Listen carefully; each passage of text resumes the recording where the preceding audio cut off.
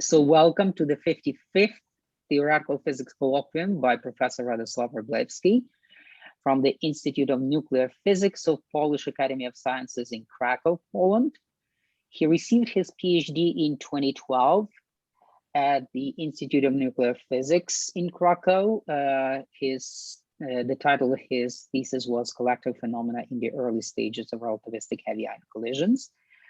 He had a postdoctoral position right after that at Kent State University between 2013 and 2014. He came back to Poland in 2014 and became a research associate and adjunct professor at the Institute of Nuclear Physics. And since 2017, he is an associate professor at the same institution.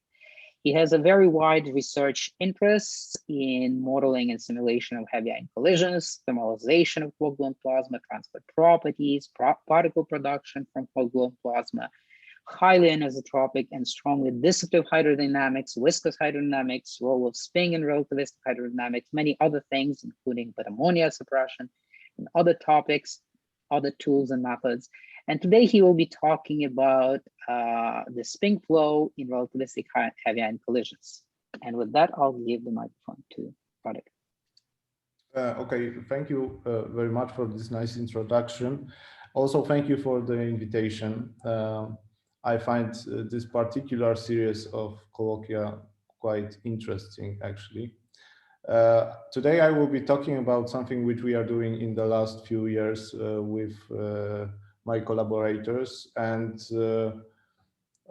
this will be focused on the topic of spin polarization, which is now being intensively studied in the relativistic heavy ion collisions. Of course, the main somehow subject or the point of interest is actually the understanding of the matter and its dynamics. And actually, most of the observable matter is mass is due to the interactions, the strong interactions. The strong interactions are the theory of strong interactions follow from the quantum chromodynamics, which properties are actually quite unknown for now, at least in some region of of its phased space diagram. In particular, at low baryon densities, we were able to already test our predictions coming from the lattice QCD simulations, and this was confirmed by comparison with the measured data at RIC and LHC, and it shows that it works very well. It shows also that there is not, as it was predicted before, the first order phase transition, but there is a smooth crossover. There are many other properties of the QCD phase diagram, which I don't have time to discuss, but the point of doing this may be a bit unknown to the everyday person, because okay, we don't actually see quarks and gluons in everyday life. However, we would see them if we would live in the very early universe, a couple microseconds after the Big Bang, where the matter actually was extremely hot, and that would correspond to what we are doing in relativistic heavy ion collisions at highest energies.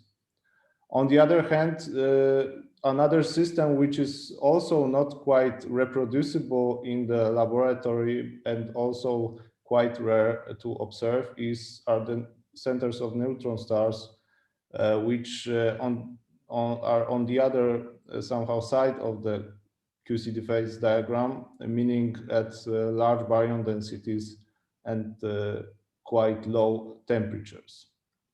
Now, it turns out that the whole campaign of relativistic heavy ion collisions now enters the stage where we are actually probing entire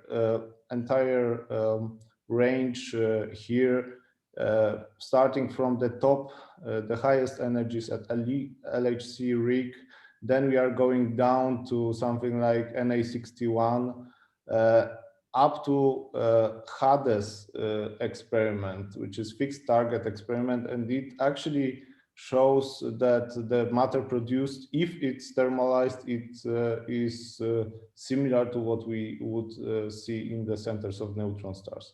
So there is a huge interest in this, but of course not really easy to study. Thanks to our, let's say, our interest, there were quite huge amounts of money pushed into building accelerators, and we are able to collide particles, heavy ions, at the highest obtainable right now energies. And out of these events, we are able to observe, detect the particles being produced. And actually, there are many of them. They are actually produced quite abundantly due to high energies. And the study of what is actually happening in these events is very indirect, in the meaning that whatever we detect, we can only learn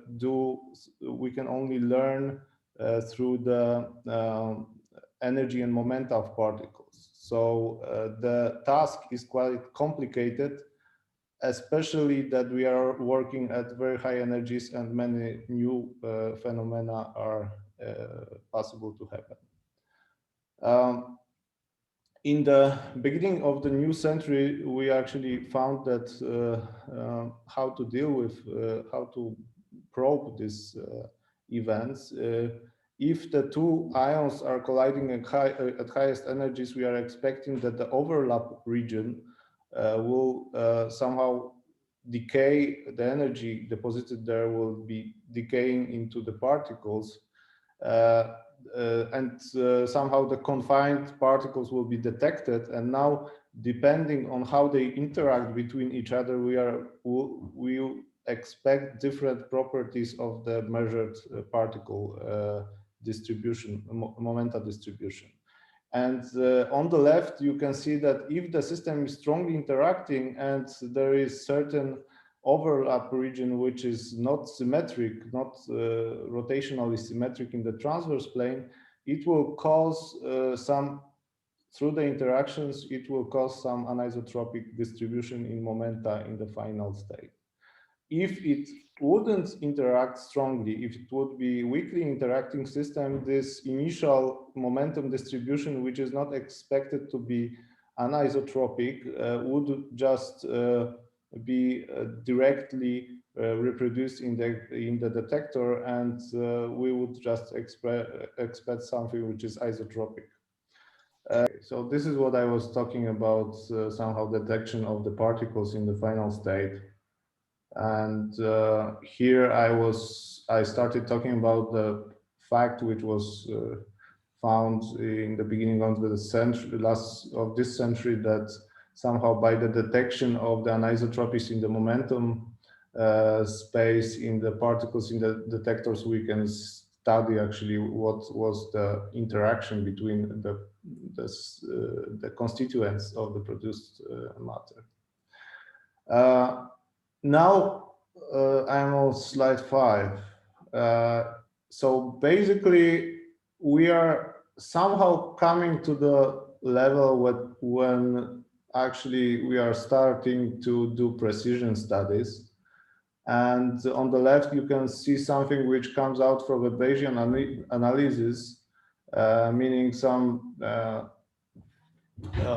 complicated fitting procedure of the models which we work out to the data with some parameters which parameterize these models. This is very general, but what comes out of this, we find that the viscosity of the system which is produced is extremely small. It's smaller than any other fluid that we encounter in everyday life, and actually it's closest very close to the absolute lower bound that is expected from quantum mechanics. Now, on the right-hand side, you can see in the top the early time situation in heavy ion collisions. And now, if the system is more viscous, you expect that this anisotropies in the flow will be somehow dissipated more, and your output will be, your final state will be less. So somehow the anisotropies in the momentum space will be less than in the perfect fluid. However, these numbers are very close to zero with respect to any other observed fluids, and so this is practically a nearly perfect fluid. Now, since we are, as you can see on the left-hand side, now slide 6, there are the precision studies somehow show that we are really doing fine-tuning somehow in the models right now, and but still there are many unknown properties which we see in the data, and also many unknowns in the modeling. In particular, for example, the basis of the modeling in such Bayesian analysis are the hydrodynamic models, and this unfortunately require huge information about the initial state of the system. This is not well known, and actually the Bayesian analysis shows only to a certain extent what it can be in the reality. However, there is still lots of information required to learn more. So somehow we would like to have some new observables to broaden the set and to study from somehow different, from a different side. Now, the suggestion somehow, or the motivation, the inspiration in some sense, comes from the previous century. Actually, 100 years ago, more than 100 years ago, there was an experiment done which was actually two experiments. One was done by Einstein and de Haas. Actually, this was the only experiment done by Einstein. And the other was done by Burnett.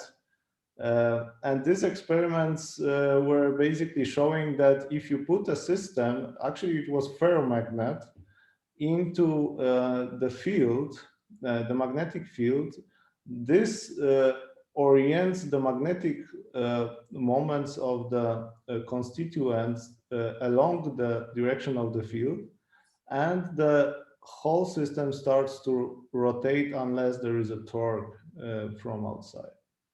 Now, the opposite by Barnett was proven that if you have a system and you rotate it, after some time there will be a certain magnitude of the magnetization created.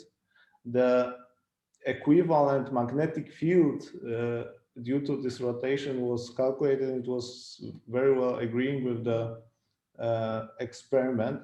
And what is nice in this experiment is that it shows somehow the talking between the classical and quantum angular momentum in systems. Although it's not really easy to interpret in the context of heavy ion collisions, because as we know, what is observed is more like a fluid than a rock. And so this system is not really rigidly rotating in heavy ion collisions.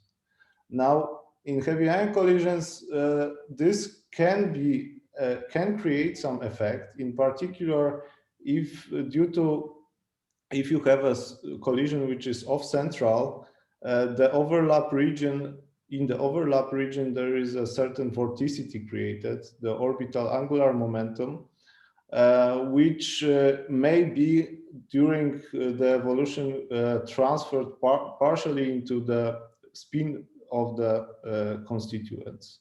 And then if such constituents are hadronizing, we would expect that, of course, some of the angular momentum will be seen in the data. In particular, there is, here I am showing lambda, but there are also other particles which can also be polarized, but lambda is special in some sense. I will be talking about why. Now, it's of course not obvious that the same will happen as it was in the Barnett effect. However, not so long ago, there was a study done in the using the flow of the mercury through the pipe, and somehow this experiment showed that due to the gradient of the velocity, due to the shear basically on the surface of the pipe with the flowing mercury, there is a rotation of the velocity created, the vorticity, and the vorticity actually creates a spin current. And actually you can prove that the spin current is directly related to the vorticity created in the pipe, and also it was measured through the so-called inverse spin Hall effect. So you just measure the produced electric field, and through that you can see what was the polarization due to the vorticity. Now, very nicely, this was also observed in 2017 by STAR collaboration.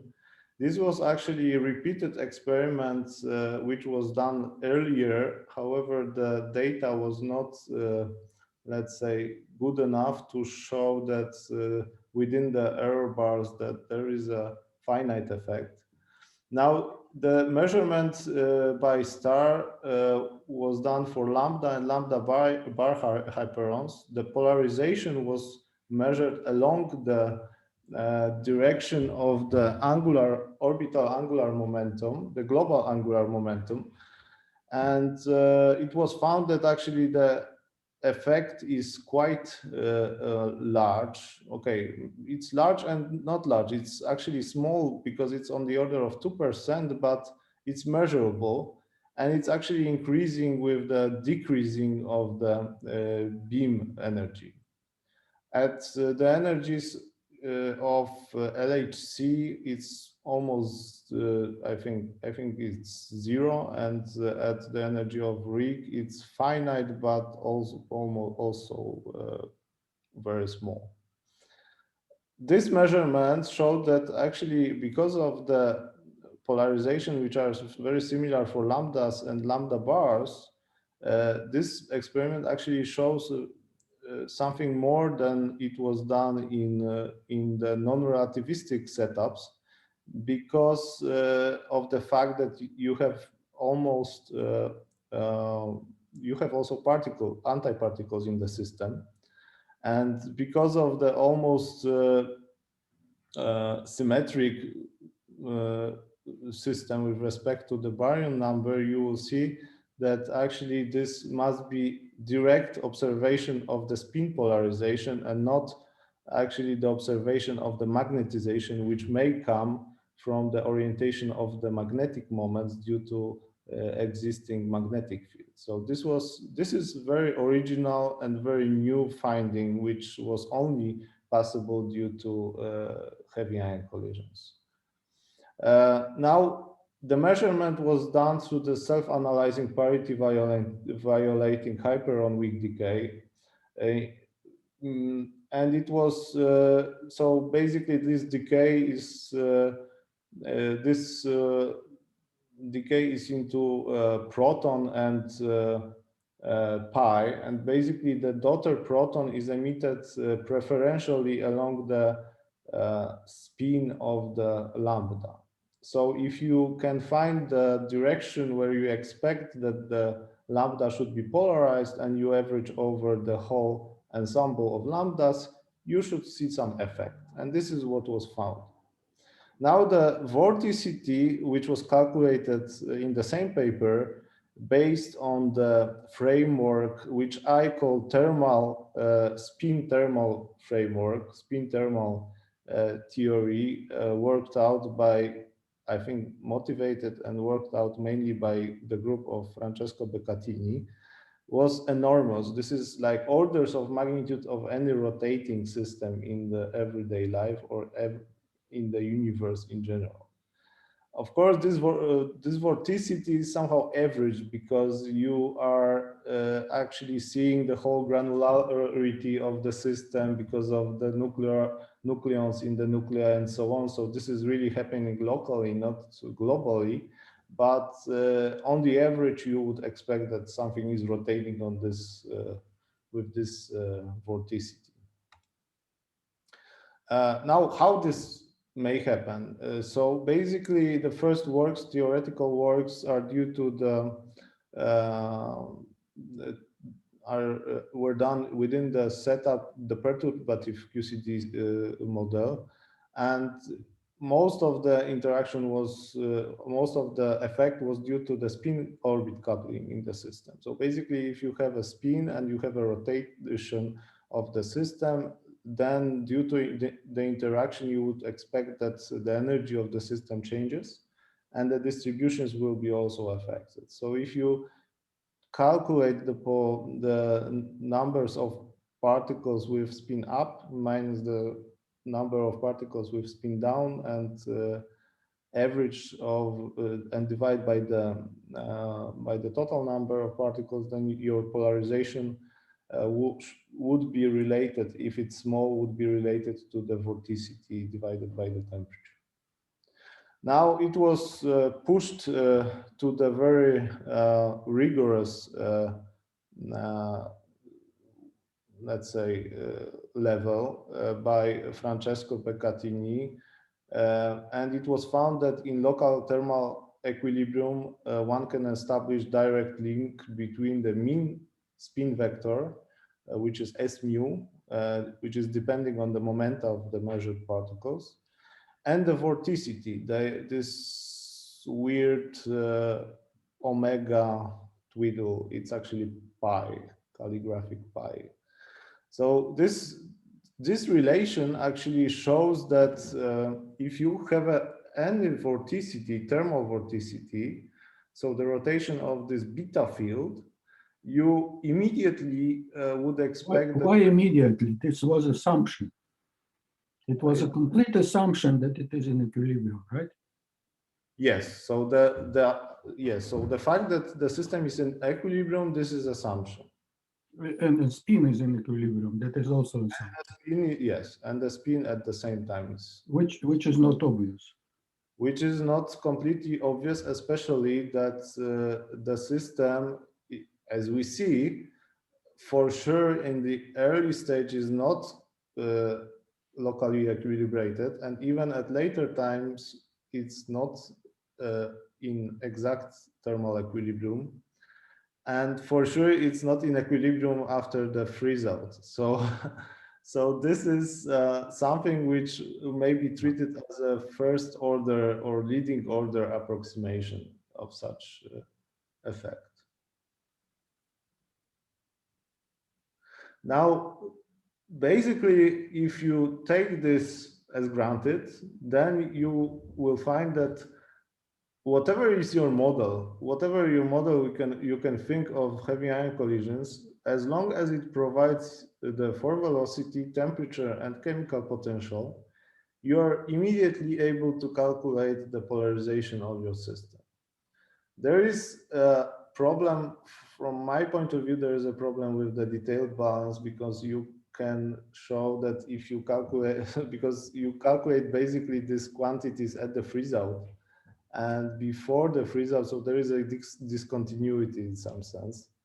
But what was done in the modeling of the star data basically the, let's say, quite sophisticated hydro plus URQMD models were run. Also, independently AMPT transport models were used, and both were used to determine this for velocity, temperature, and chemical potential at the freeze-out hyposurface.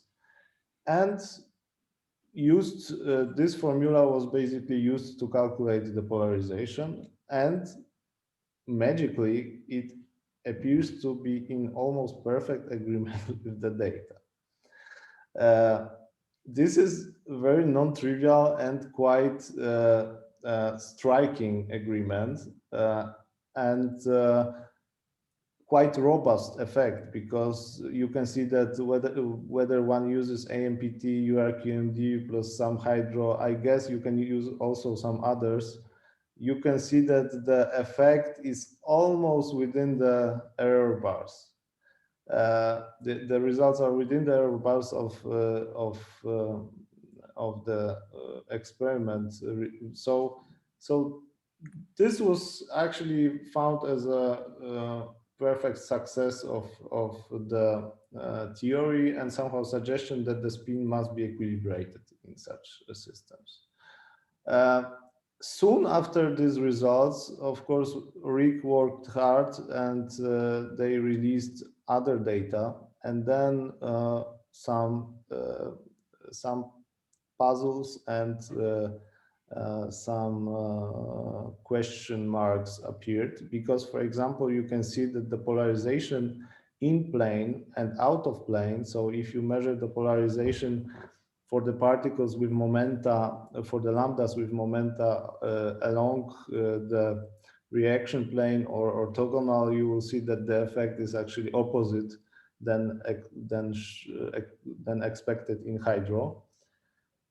And also, one can go even farther, because if you have the vorticity spin polarization coupling, immediately you can think of many effects due to vorticity. And in particular, you can think about some jets which are traversing your medium, and it will create some vortices, like a bullet going through the body. And on the other hand, if you forget about this globally rotating fireball, which is not anymore true, because you are in the time right now we are using event by event simulations, then these vortices are actually quite locally distributed in the reaction plane. So there are small vortices, and actually whenever you find a vortex, you can find some effect in the polarization. And in particular, if you again look in this average idea of the almond shape fireball, you will find that there should be in particular quite large effect with respect to the beam direction. Meaning, if you look at the polarization along the beam direction, there should be a different sign for different quadrants in the if you select some certain coordinate system in the transverse plane. And this was actually found, but it was found completely opposite to the thermal spin model. Meaning in the first quadrant, it was observed that it's positive, and in the data, it was actually observed that it's negative. So it is complete disagreement. It is still, I think, disagreement, although there are some new works also, including Francesco, and aiming at explaining this, but I will not comment about these works, because I'm still trying to understand at least their explanations. But the same effect was also observed in AMPT. So again, this was not a failure of some modeling of heavy ion collisions, because it seems like in the other effect, global polarization effect, it was quite robust. Now it turns out that both are also agreeing but not disagreeing with the data. Now we also did some work with Alexas and our Wojciech Frokowski and Avdesh Kumar, and we found that actually different components of the thermal vorticity may give different signs. So basically this questions whether it's really like this, that the thermal vorticity is the source of the effect, if one can work out this effect using some other vorticity definitions, basically. Also, there was another work by Xu Guang, which was studying different definitions of thermal vorticity, that they also found that for some of them they can get correct sign, for some of them it was completely disagreeing. And in particular, in some non-equilibrium spin transport models, it was found that actually it can be found positive, which questions whether the spin is really thermalized. It might be that actually there is there are some dissipative effects which may also play in this case crucial role. What I found nice 2 years ago or so, there was a result shown by Hades collaboration. As I said, it is very extremely low temperature. It's something like tens of MeV and huge chemical potential produced at that in these collisions. And it turns out that these are something like 2 GeV collisions. So it was found that actually the result is 0. So it would mean that there is some threshold effect when you go down with the beam energy. Then there was a respective study, theoretical study, again using some different definitions of vorticity, and it was actually found that such effect may exist may be described even in theory.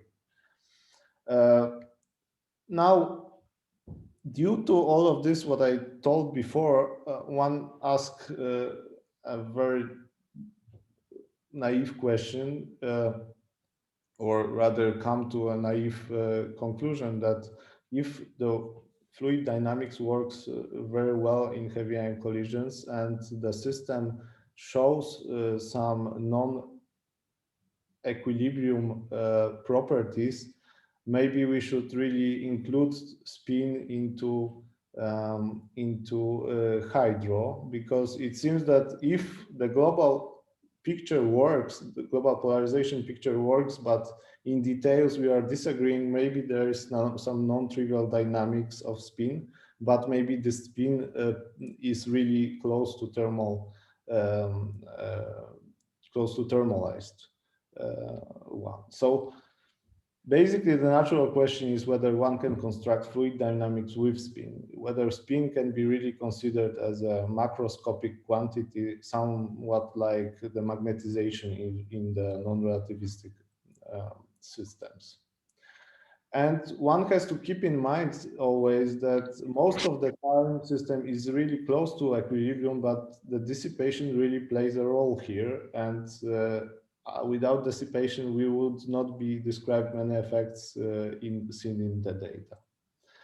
Now, basics of ideal fluid dynamics. So what is actually fluid dynamics? It's basically assumption that the system is in equilibrium, meaning one can describe it, one can define quantities which the thermodynamic quantities which describe the system and satisfy equation of state. And it satisfies certain conservation laws. So in the ideal case, we basically deal with the stress tensor and the current respective how many charges we expect to be conserved. In the dissipative case, we have some additional quantities which we have to introduce to account for non-equilibrium effects. But in this talk, I will mostly neglect all of this. Immediately one will find that in the ideal case, you have something like 6 unknown variables and also 6 equations. And this is basically a closed set of equations which one can solve, although it's not really effective. It's not really describing the reality in heavy ion collisions. In the dissipative case, actually, we are a bit in the worst scenario. This is a worse scenario because actually one needs 9 additional equations, and these additional equations basically are not defined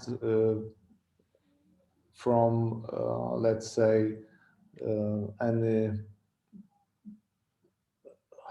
a priori given theory. One has to do some approximations, and then actually the whole studies within last 10 or 20 years in the relativistic setup were focused on the studies of these additional equations for the dissipative fluxes and how to do it to have a consistent and effective description for the particular case of quark-gluon plasma.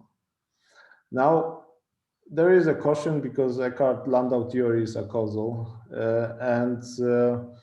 now if one takes the case of the spin in the system, the spin polarization in the system as an additional macroscopic quantity, which should be also satisfying some conservation laws, you immediately find that there will be some additional variables which will enter this picture. And one also has to keep in mind that if such theory for spin fluid is constructed, it will not tell us how the actual polarization is created, but rather how it's evolved, how it's evolving during the collision. So on the one side, it provides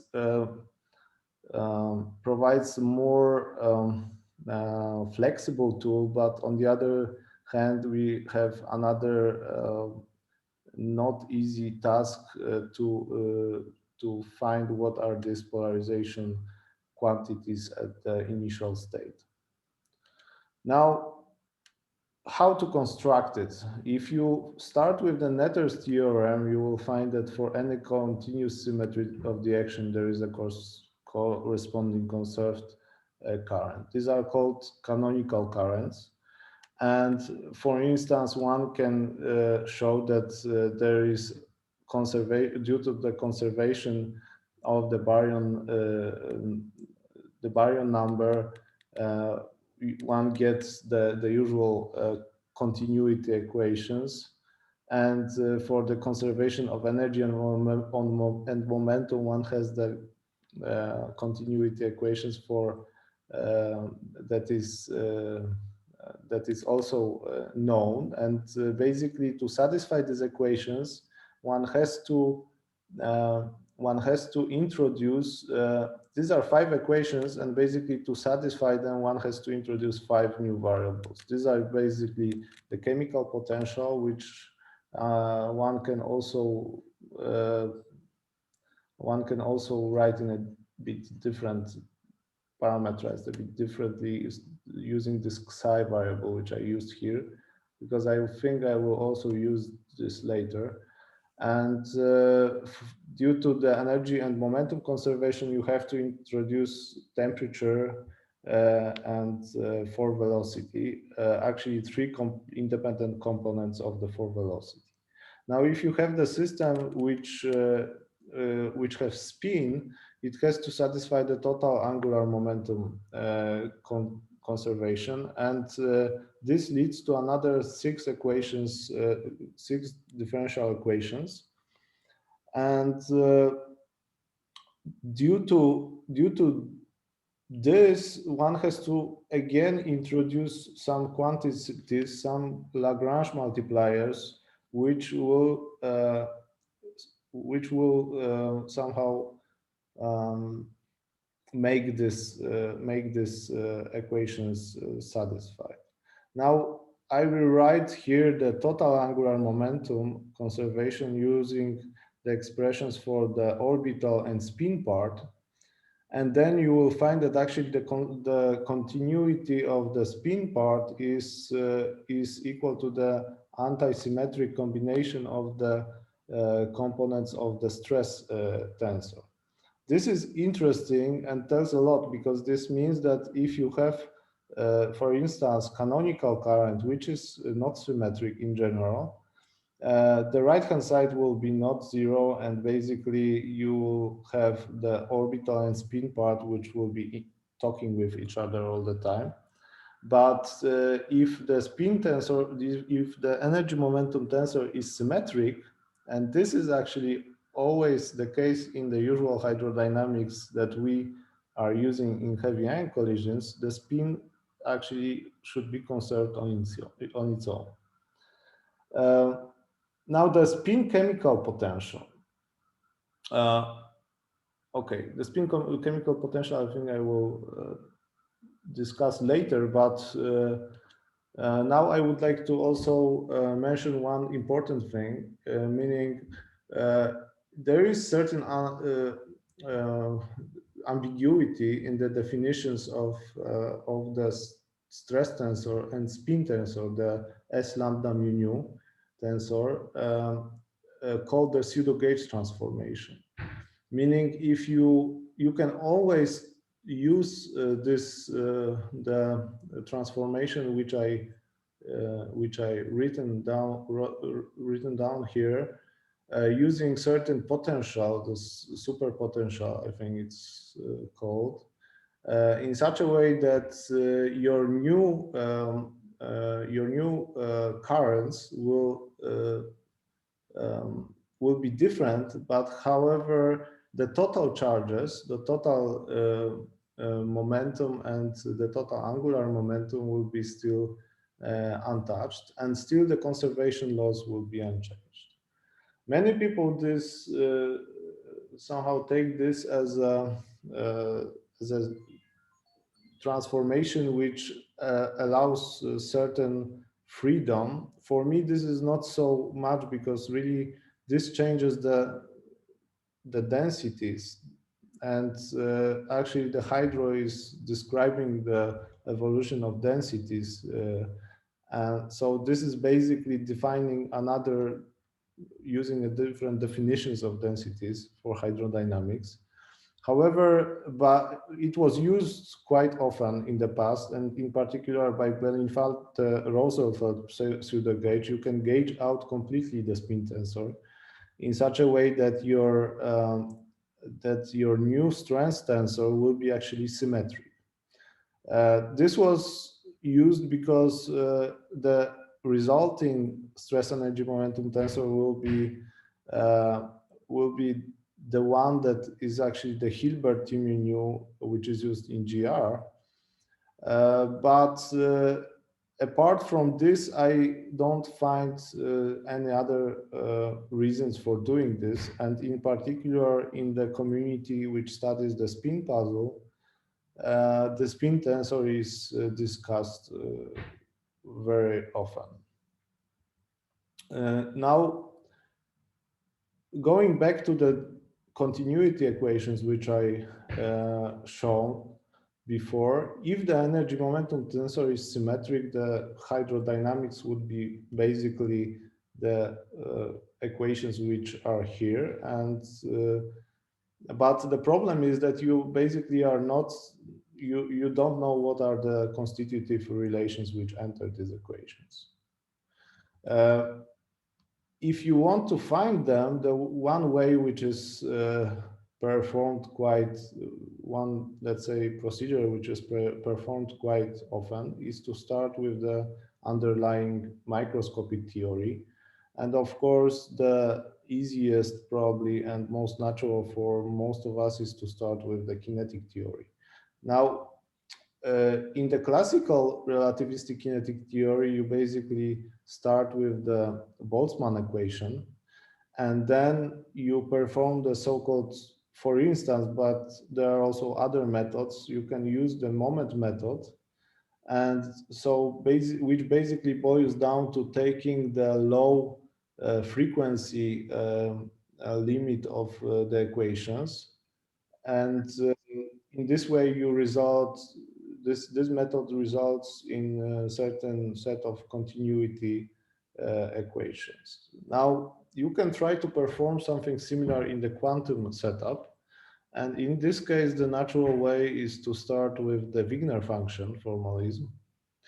And there is, the problem here is that actually the Wigner function contains many coefficients, 16 independent coefficient functions. And the question appears which and how to construct the kinetic equations which we would like to use for finding the continuity equations.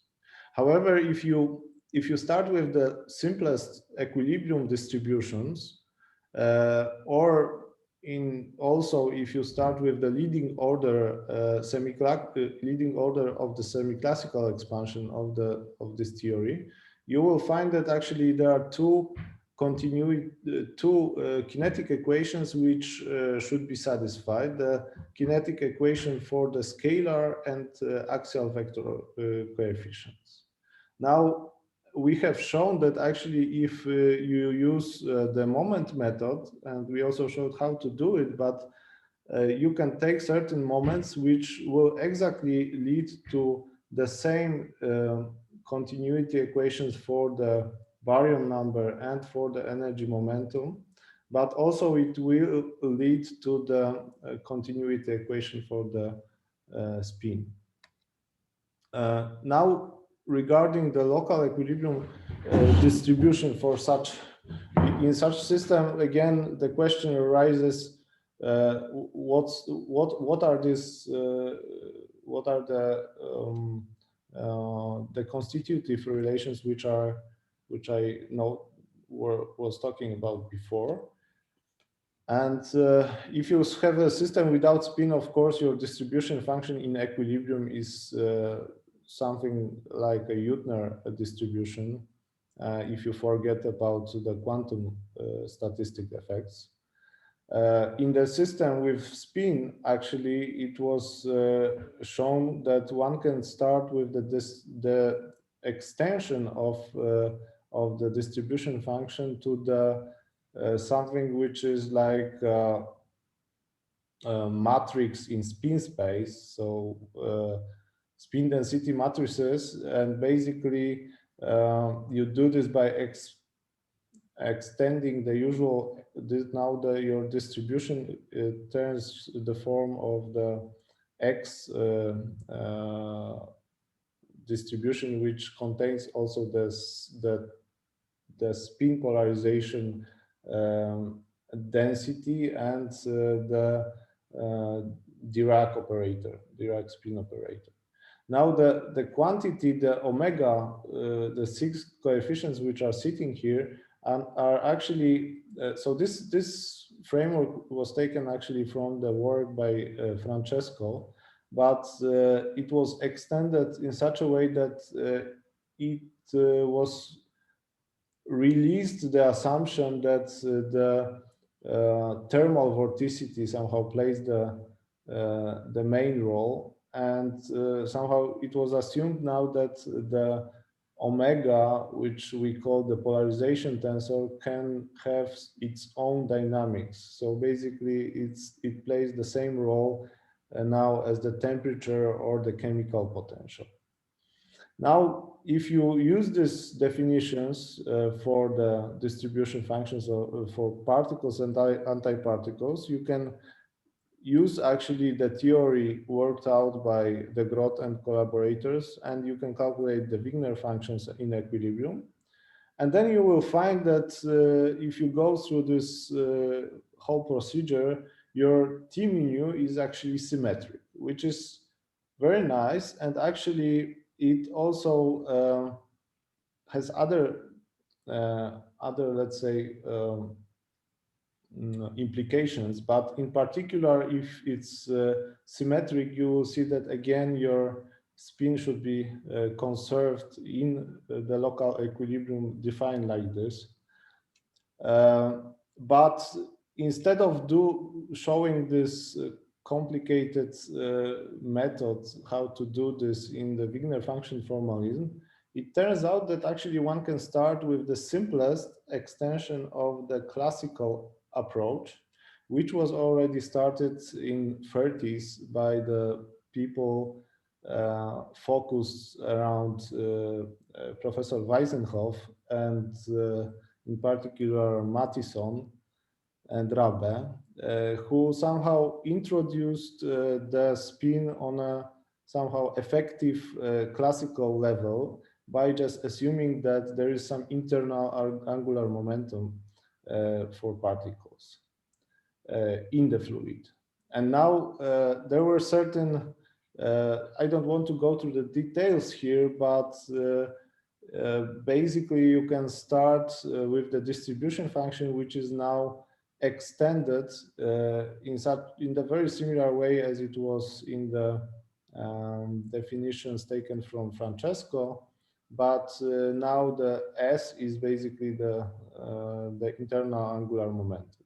This picture works for systems which are in local have local interactions, and there were some extensions also done recently by Enrico Speranza and the Frankfurt group, where actually they showed that if you extend this picture to then case where you have non-local interactions, you can also have some nice effects. In particular, you can have polarization through vorticity, but in this picture somehow the spin is the internal spin is conserved. Now, if you use this extension of the distribution function in the spin space, and you introduce certain spin measure, you can calculate just your energy momentum tensor spin current and baryon current, and you will find certain constitutive relations which actually can be immediately used in practice. So this was done in particular by my student Rajiv Singh for some simple one-dimensional systems. And we are working now on the extension to the 3+1 implementation. However, the important thing is here that this picture actually can be extended for arbitrary polarization. This work which was done here was somehow done for very small polarization, which is in agreement with the measured data by star. However, one can go beyond this and assume that omega is not really small, and then you can calculate what would be the constitutive relations in such system. In particular, you would expect that there would be some anisotropy in momenta generated through the very large polarization in the fluid elements. However, what one can do more, one can go beyond the ideal fluid picture. One can introduce the transport equations now with the collisional kernel in particular in the most let's say commonly used relaxation time approximation, and then by using the Chapman-Enskog expansion, one finds what is the correction to the equilibrium part, and by calculating the dissipative corrections, one we can find what are the corrections to the currents, and in particular there are some corrections to the spin current, which now can play some important role in the fluid evolution. And this current, these corrections are basically not only due to the usual gradients of velocity or the chemical potential, but they are also related due to, they are present in the system due to the gradients of the polarization tensor, which is now our free, let's say, variable. Finally, I'm slowly coming to the end. Finally, it should be noted that the problem of defining or providing some formalism for hydrodynamics with spin is quite complicated due to many of the points which I already highlighted before. And it's quite dynamically developing. In particular, quite some years ago, there was approach using the Lagrangian methods by Giorgio and collaborators, and there was also entropy current analysis, which was somehow showing that it has the correct non-relativistic limit by Xu Guang and collaborators. Now there is an interesting work using the spin currents and by Umut Gursoy and Amos Yaron, and actually they showed that one can derive equations of motion for such fluid using torsion to have the control on the symmetries in the system, but afterwards you somehow turn off the torsion if you don't expect it to be present. Also, there was a work by the Frankfurt group, which I noted about the non-local collisions, and also some others. The latest work, interesting work, is by Jinfeng Liao and collaborators on the relativistic viscous hydrodynamics. And this work is done at the Navier-Stokes limit. So, but I didn't have time yet to be acquainted with this work. Okay, so to summarize, I think first of all we have many already measurements coming from STAR which show very interesting phenomena, and due to some disagreements they maybe are even more interesting for the community. The disagreements in particular between the data and the local polarization measures show that maybe the spin thermal approach should be somehow extended, either by finding dynamical models in the hydro or other transport models, or there is also some non-equilibrium dynamics which changes the picture significantly. I think the fluid dynamics is the most natural framework to work with such phenomena in QGP, and the ideal hydro is the leading order formalism, which is already ready for applications and well defined in many, let's say, aspects. But there are many also unanswered questions, in particular related to the pseudo gauge transformations, but also others, which make this really, I think, interesting for the future and quite fast developing. So thank you for your attention, and I'm open for any questions. Thank you very much for a nice presentation. Now we'll go to questions, and the first one will go to Giorgio. Hi, thanks. Thank you very much for the. It was a really good comprehensive talk.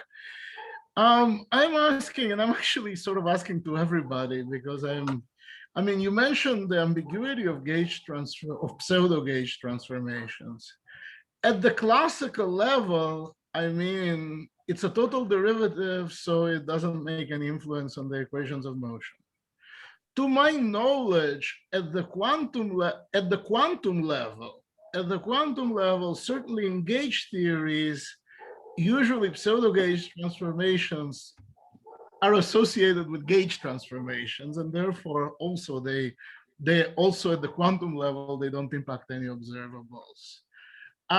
But the world isn't just gauge theories. There's also fermions. Is there any physical system like cold atoms, I don't know, or anywhere else, where there is an observable which is somehow dependent on the pseudo gauge? I don't think so, but to me it's not that obvious. I thought it was obvious, but it's not. Actually, I never found any. I never found any, let's say, relation to the pseudo gauge transformations in the non-relativistic experiments. In the relativistic setups, probably the most natural is the, the proton crisis, but it's still a crisis to some extent. And I think the important issue here is the gauge actually symmetry, which complicates everything even more. Exactly. So as I said, there are very many unanswered questions. Well, in the proton crisis, just to comment, in the proton crisis, they've invented a language which is pseudo-gauge invariant. Not, no? I think not, maybe not fully. They somehow, okay, they find, I think, some certain gauge that they, I think. It's not Lorentz invariant. It's not Lorentz invariant. And of course, you're doing deep inelastic scattering, so it's sort of it's not a Lorentz invariant problem, but it's physical problem. Yeah. Well, Giorgio, one of the things to look for is topological effects. Even though it doesn't affect the local equation of states, of course, it could create some topological configurations. Yeah. So somewhere there, perhaps. Also, I think the interesting point made by Umut is that you can look at the crystals or other, condensed matter systems, and this may give us some hints about the pseudo gauge transformations, because as far as I understand, they are able to go over this if by introducing the how to say the torsion, right?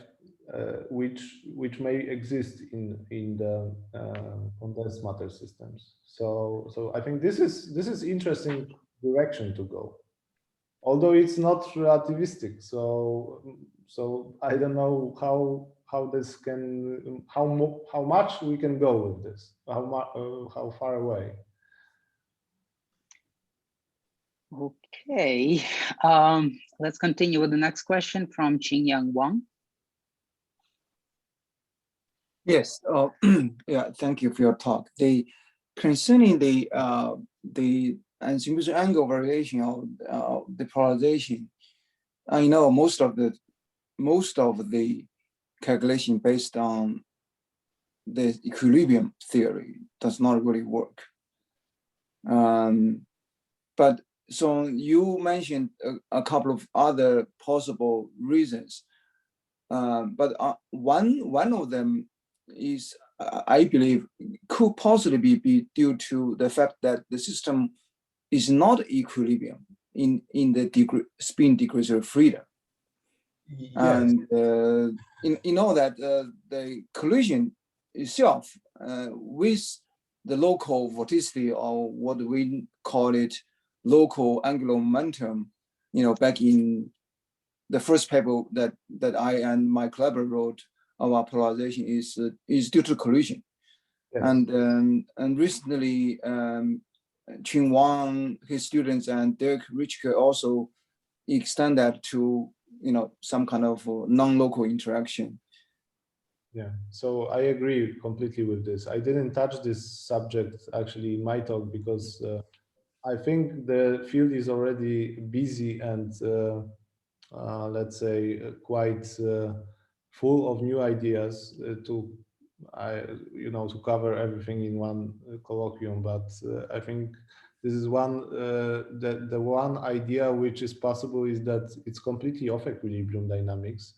And one should really describe this in some transport models, possibly with some non-equilibrium spin flipping and so on. So yeah, I can only agree with the statement. Yeah. Okay, next question, Carl Weinstein. Yeah, hello. So very nice talk. I think I learned a lot. I have two things. I have one comment and the question, a comment to torsion. And I think this is related to this issue of pseudo-Gates transformations, and this torsion is actually not the connection. Whereas, the other conservation laws are always sort of, you can couple them to a connection like a U1 gauge field and you get the conservation law. But torsion is not a connection, it's a difference between two connections. Mm-hmm. And so it's a well-defined tensor. Mm-hmm. And so I think that's related because if you look to the spin conservation equation, it's the antisymmetric part of the stress tensor. And there's no classical gauge field or so which you could switch off. For example, if you look to the energy momentum conservation, you get the Joule heating term, but you can switch it off by switching off the sources like the electric field. But you can't do this for the spin. Yeah. And I think, but this is just a comment and not a particular insight. It's just related to these problems, I think. And the other question is, at least for fermions, the spin current is dual in the sense with contracting with epsilon tensor to the axial current. Yes. And we know from this anomalous hydrodynamics that the axial current couples very strongly to vorticity. Yes. Did people look at that in this context? Basically, this is how it's understood. So the one can really couple the axial component to the vorticity. So it actually appears in quantum kinetic theory. It appears exactly connected with the axial. But then in hydrodynamics, you would not have to talk about spin currents, only about the axial current, which is sort of a more usual object. Yeah, I think this is what comes out basically if you do this carefully. So you get the axial current and of course the scalar component, which must deal with other variables, but observables. But basically, this is what, of course, this is exactly what you said. Okay, thank you. Okay, next question, Thomas Shaker.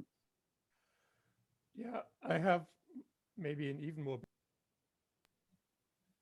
I'm somehow confused, so in relativistic theories, it's not particularly natural to have a separate conservation of spin and orbital angular momentum. I mean, are there any obvious limits where we can make sense of this idea? Yeah, so this is somehow this is the usual question that one asks in this context, and I think if you have local interactions, you are always it always boils down to the conservation of the spin part. But of course, if you want to have the physics of, for example, of spin the vorticity generated spin polarization, then this will not work. So one has to do some extension. The usual extension is just going to the non-local collisions, and this is what was done by the Frankfurt group. I don't have now anything on top of my head which would to answer where are the limits that one can seek the sense of it, but basically I think this is also understood by the people from like 50s or so, that that this should be really connected with the non-locality of the interactions. In particular, the friends of Xinyang, who studied this transport, these problems in transport theories, they also ended up with some extensions connected with the non-local collisions. But I mean, even more generally, if you don't think about a microscopic theory, you somehow, if you write down spin hydrodynamics, you're assuming that momentum equilibrates fast, but spin and orbital angular momentum equilibrates slowly. That's somehow not an obvious limit of a relativistic theory. Yeah, so that's interesting. Yeah, that's a good point. But I'm actually curious, Thomas, why do you say that you assume that? You could assume that essentially both momentum and spin are all out of equilibrium slightly, and you don't really have to impose any timescale hierarchy, do you? No, but I mean, ordinary fluid dynamics is, exact conservation of energy and momentum. When you write down spin fluid dynamics, you somehow assume that spin is exactly conserved, but it obviously isn't. Only total angular momentum is exactly conserved, and that's already part of ordinary fluid dynamics. So you're somehow assuming that there's some kind of time scale which is much longer than all other time scales on which spin is approximately separately conserved. And of course, in non-relativistic systems, that is how it is, that approximately spin is separately conserved. But for a relativistic fluid, that seems like a sort of strange limit. Well, it's strange if you assume that everything is local, but hydro is by definition non-local. So in a way, you could say that a large macroscopic piece of fluid is already kind of like non-relativistic limit. But I don't think it has anything to do with locality. I mean, it's just simply the question whether there's a separate time scale for spin to convert into orbital angular momentum compared to just momentum equilibration. You're somehow assuming that for whatever reason, that time scale is much longer. And but these two issues might be related, actually. no, not really. Again, non-relativistic physics is an example. It's a perfectly local theory in which spin is approximately separately conserved. Arbitrarily good approximation. So if I have a non-relativistic fluid, of course, I can write down spin fluid dynamics, where the magnetization of the system is just a separate hydrodynamic variable. Yeah, this is okay. Yeah, everything's perfectly local. But for a relativistic fluid, I mean, maybe there is a reason why this could happen, but it's not so obvious to me what that could possibly be. Yeah, I don't. Oh, sorry. I just don't have good answer to this. I think the one thing that Carl kind of mentioned, that you could tie it to just the axial charge of the system. So of course, axial charge is also not really conserved, but that's purely the anomaly. So we could, imagine something like a large n limit or something like this, where the anomaly becomes kind of arbitrarily weak. And even though axial charge is not really conserved, it's approximately conserved on much longer time scales. And so it makes sense to treat this as a hydrodynamic variable. But I'm not sure if there's a similar argument for spin. That, you could at least appeal to some kind of miracle why you should treat this as approximately conserved. Yeah, so if you... There is one thing, that vorticity is vorticity in ideal fluids, if you just consider ideal fluid non-viscosity, vorticity is a very weird beast. because it doesn't move and it doesn't have an energy gap. Not talking about superfluids. In superfluids, of course, there is an energy gap, it's phases, but in a theoretical fluid where viscosity was 0, you could form vortices by fluctuation and they would stay there forever. And this is a very unstable situation. Now, if you introduce polarization, what happens is that vorticity and changes in temperature in general get correlated. And you can think of this as being a soft energy gap for vortices. This is how I see it. If you do a linear response analysis, on the diffusion, there is this diffusion equation that Radoslaw showed with cold atoms called the Fert-Wallet equation. And it's the diffusion equation, and there is a time scale there. And if you do a diffusion analysis, there is a fluctuation dissipation type relation, Kramer's Koenig, I mean, in exactly the same way, between the vortical susceptibility and that time scale. So that's one way to see it. I mean, I think that there are many, I mean, there was the non-local interactions that the Frankfurt group, I mean, Radek also mentioned. It seems clear from many lines of reasoning, there is simply causal dispersion relations, that if you have polarization, thermalization time cannot be instantaneous, I mean, physically. Okay. Let's see. Are we sorted out on these questions?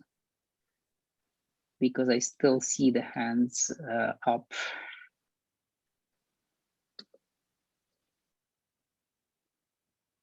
Okay, I suppose this is as far as we can move on these questions. Giorgio, you didn't have any additional questions, right? No, my question was what I said. Basically, yeah. The comment. Okay, that's fine. Actually, I don't see any other raised hands, but I sort of have an extension of sort of the question that was already brought about the axial current. Essentially, this chiral hydrodynamics, when you consider separately the baryon and the axial, the current exists for a while now, and we tend to believe that mostly we understand what's happening there. Now, if you introduce this polarization and try to actually pin down the spin, what is the qualitative difference between that chiral hydrodynamics that captures chiral axial current perfectly up to the anomaly effects, and this formulation where you have polarization and presumably some spin, pseudo-conserved spin? Well, okay, this is complicated because I don't know this works very well, the chiral kinetic theory. Chiral hydrodynamics, I should emphasize, not a kinetic theory, although they are related. Although there are works, you know, like I think this one, where they actually derive the viscous spin hydro from chiral kinetic theory. I don't have good, let's say, answer how this is qualitatively different, but of course it captures a different limit, right? You are trying to describe the lambda. So basically what we worked out was for lambda particles, the massive systems which is actually only approximation, because we are in this model somehow we are not aiming at describing you know, like partons and the spin thereof. So it's really effective picture, and I don't know how to connect it with something like the anomaly and so on in this particular context. Well, the thing that appears to me is actually then in a massless theory, so truly a relativistic hydra made of massless particles, it seems like chiral kinetic theory, chiral hydrodynamics, sorry, should probably capture everything there is there, Now, when you are talking about the lambdas, actually, they are definitely not very relativistic in that sense. They're very heavy. And in that sense, you could actually relatively naturally separate spin from the angular momentum. And as Thomas was suggesting, essentially, that's two different time scales. And then it's fine to consider spin as a pseudo-conserved quantity for non-relativistic particles. But somehow, it seems like you are removing the border, the boundary between relativistic, non-relativistic when you're jumping from relativistic particles to lambda baryons. Yeah, so yeah, I don't know how to answer your question, but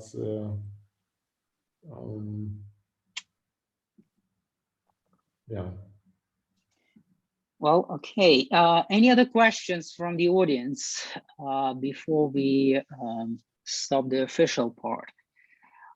Using this little moment, let me actually thank Radek again for a very nice, comprehensive presentation.